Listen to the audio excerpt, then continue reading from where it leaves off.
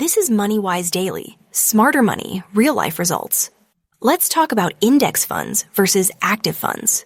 I want you to imagine two investors. Let's call them Dave and Sarah. Dave is a self-proclaimed market master. He spends hours every week reading financial news, analyzing stock charts, and listening to investment podcasts. He believes he can outsmart the market. He's convinced that with enough research, enough insight, enough edge, he can pick the right stocks at the right time and beat the market. Sarah, on the other hand, is a busy professional. She doesn't have time to obsess over the market. She doesn't care about the latest earnings reports or which CEO just got fired. She just wants to grow her money steadily over time without losing sleep over it. So she puts her money into index funds, broad, diversified baskets of stocks that track the market as a whole. Now, here's the thing. Over the long run, Sarah is far more likely to come out ahead than Dave. Because the market is a lot harder to beat than most people think. Jackie. The illusion of control.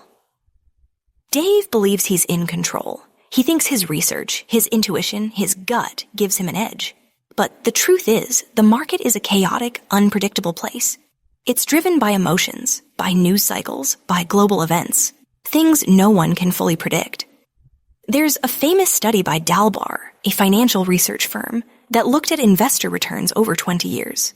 They found that the average investor underperformed the market by a huge margin. Why? Because investors tend to buy high when they're excited and sell low when they're scared. They chase performance and panic during downturns. They let their emotions dictate their decisions. Active fund managers, the ones Dave admires, aren't immune to this. In fact, they're often worse. They're under pressure to perform, to justify their fees, to convince clients they're worth the money. And when the market gets volatile, they make emotional decisions just like everyone else. Jacker. The power of simplicity. Sarah, meanwhile, doesn't worry about any of that. She knows that over time, the market tends to go up. She knows that trying to time it or pick winners is a fool's errand. So she just buys and holds. This is the essence of index investing. It's not about beating the market. It's about participating in the market's long-term growth without all the stress and second-guessing. And the data backs this up. Over the past 30 years, the vast majority of actively managed funds have underperformed their benchmark indexes. That's not to say there aren't skilled managers out there. There are. But finding them is like finding a needle in a haystack. And even if you do find them, their performance can disappear overnight. The cost of active management. Here's another thing Dave doesn't think about. Fees. Active funds charge higher fees because they claim to deliver higher returns. But most of the time, those higher fees just eat into your returns. Even a small difference in fees can add up to hundreds of thousands of dollars over a lifetime. Let's say Dave invests $10,000 in an active fund with a 1.5% expense ratio.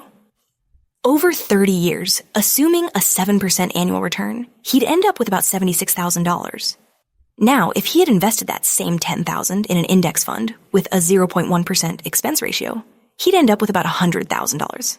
That's a $24,000 difference, just from fees. Search the psychology of patience. But here's the real kicker. The biggest advantage of index funds isn't just lower fees or better performance. It's the peace of mind. Investing is as much about psychology as it is about numbers. And the simpler your strategy, the easier it is to stick with it. Dave is constantly second-guessing himself. He's always wondering if he should sell, if he should buy more, if he should switch funds. That stress takes a toll. It makes him more likely to make emotional decisions, to panic during downturns, to chase the latest hot stock. Sarah, on the other hand, doesn't have that problem. She knows her strategy is sound. She knows that over time, the market will reward her patience. And because of that, she's more likely to stay invested during the tough times, which is when the real money is made. The bottom line.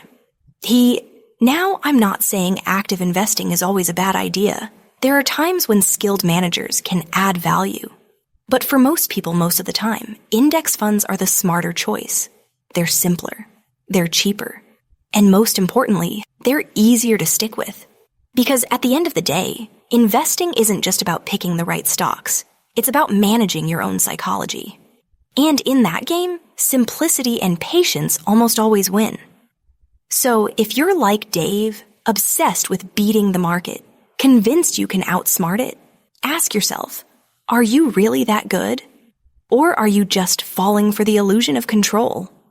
Because the market is a lot harder to beat than most people think, and the simplest path is often the best one.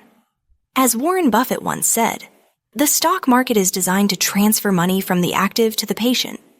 So be patient, be simple, and let the market work for you. Thanks for tuning in to MoneyWise Daily. If this sparked something in you, share it with someone who thinks about wealth the way you do.